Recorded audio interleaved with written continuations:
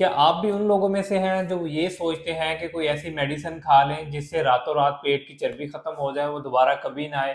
अस्सलाम वालेकुम, मैं हूं आपका माहिर ग़िज़ाइया doctor Zubair Afzal. Mostly patient, even 90% से 100% जब भी मुझसे डाइट प्लान लेते हैं, उनका पहला सवाल ये होता है कि हमारी पेट की चर्बी कैसे ख़त्म होगी, हमारी डबल चिन कैसे ख़त्म होगी, हमें कोई गोली लिख के दे दें।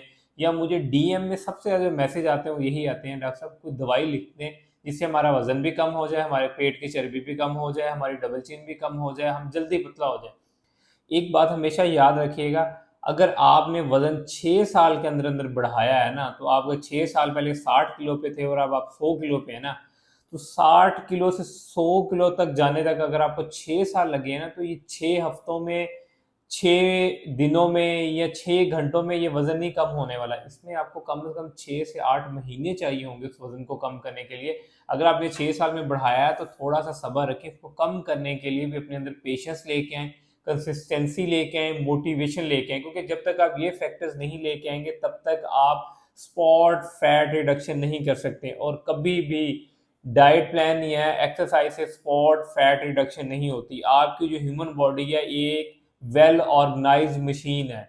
ये जब महसूस करती है कि इस हिस्से से फैट लेना है, तो खुद ही वो बॉडी जो है वो सेलेक्ट करती है और उसी पार्ट से फैट लेती है। और पेट के गिर्द हमेशा चर्बी कब जमा होती है? जब आप इंसुलिन रेजिस्टेंस होते हैं, या फैटी लिवर होता है, या टाइप 2 डायबिटीज होती है। और पेट के गिर्द हमेशा उन लोगों के चर्बी जमा होती है जिनकी आदत खराब होती है, जिसके अंदर उनके बेसिकली इंसोमिया होता है, या टाइप 2 डायबिटीज होती है, या इंसुलिन रेजिस्टेंस होती है। उन लोगों में पेट के गिर्द चर्बी जमा होती है। और अगर उन लोगों की आप आदत देखी जाए, और रात को 11 बजे सो रहे होंगे, या 2 बजे के करीब सो रहे होंगे, सुबह 9 बजे, 10-11 बजे उठ रहे होंगे, या उनका देखेंगे जंक फूड्स का इंटेक बहुत ज़्यादा होगा, अदरवाइज देखेंगे तो वो फ्रूट जूसेस का बहुत ज़्यादा इंटेक होगा, बेकरी प्रोडक्ट बेतहाशा खा रहे होंगे।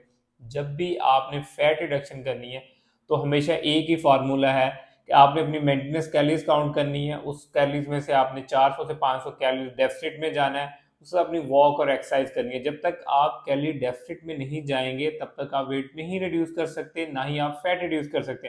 क्योंकि जब आप डेफिसिट में जाते हैं, तो तब आपकी बॉडी जो है फैट को एज अ फ्यूल यूज करती है। जब फैट को एज अ फ्यूल यूज करेगी, तब ही आपकी बॉडी से इंचेस कम होंगे और फैट रिड्यूस होगा। अगर आप भी यही सोचते रहते हैं ना कि मेडिसिन से कम होगा, तो ये नहीं हो सकता।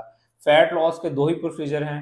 आप कैलोरी डेफिसिट में खाएं, आप स्ट्रेंथ ट्रेनिंग करें, अपनी वॉक और एक्सरसाइज को प्रॉपर रूटीन में लेके आएँ, अपनी नींद को डेवलप करें, उसके साथ अपनी कैलोरी डेफिसिट प्लान को लेके चलें, तभी आप फैट रिडक्शन कर सकते हैं। अदरवाइज मेडिसिन्स या इंजेक्शंस ये लॉन्ग टर्म नहीं है, ये सारे शॉर्ट टर्म्स हैं। अगर आपने लॉन्ग टर्म रिजल्ट देने हैं, तो अपनी आदत को बदलें, क्योंकि जो आदत आपने 6-7 साल में ख़राब की हैं, उसको 6-8 महीने के अंदर ठीक करें। जब तक आप अपनी आदत नहीं बदलेंगे, लाइफस्टाइल चेंजेस नहीं लेके आएंगे, फैट लॉस मुमकिन नहीं है।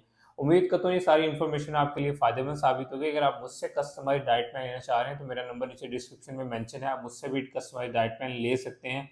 ये इन्फॉर्मेशन आपके लिए, आई होप कि आपका कॉन्सेप्ट क्लियर हो गया होगा कि फ़ैट लॉस कैसे होता है। इसलिए मेडिसिन और शॉर्ट टर्म की तरफ ना भागें, और अपना एक लाइफस्टाइल चेंज लेके आएँ। Thank you so much.